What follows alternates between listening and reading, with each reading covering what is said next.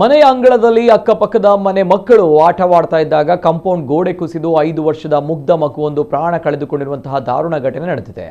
ಈ ಘಟನೆ ಬೆಂಗಳೂರಿನಲ್ಲಿ ನಡೆದಿರುವಂತದ್ದು। ಮೃತಪಟ್ಟಂತಹ ಮಗುವನ್ನು 5 ವರ್ಷದ ಅಫ್ರೀನ್ ಎಂದು ಗುರುತಿಸಲಾಗಿದೆ।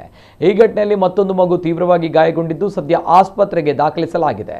ಬುಧವಾರ ಸಂಜೆ ಅಫ್ರೀನ್ ಪಕ್ಕದ ಮನೆಯ ಮಕ್ಕಳಾದ ಸಮನ್ವಿ ಹಾಗೂ ಮತ್ತೊಂದು ಮಗುವಿನೊಂದಿಗೆ ಮನೆಯ ಕಾಂಪೌಂಡ್ ಗೇಟ್ ಬಳಿ ಆಟವಾಡ್ತಾ ಇದ್ದ ವೇಳೆ ಈ ದುರ್ಘಟನೆ ಸಂಭವಿಸಿದೆ। ಮಕ್ಕಳು ಆಟದ ಭರದಲ್ಲಿ ಕಬ್ಬಿಣದ ಗೇಟ್ ಹಿಡಿದು ಜೀಗಾಡ್ತಾ ಇದ್ದಾಗ ಕಾಂಪೌಂಡ್ ಗೋಡೆಯು ಗೇಟ್ ಸಮೇತ ಒಮ್ಮೆಲೆ ಮಕ್ಕಳ ಮೇಲೆ ಕುಸಿದು ಬಿದ್ದಿದೆ।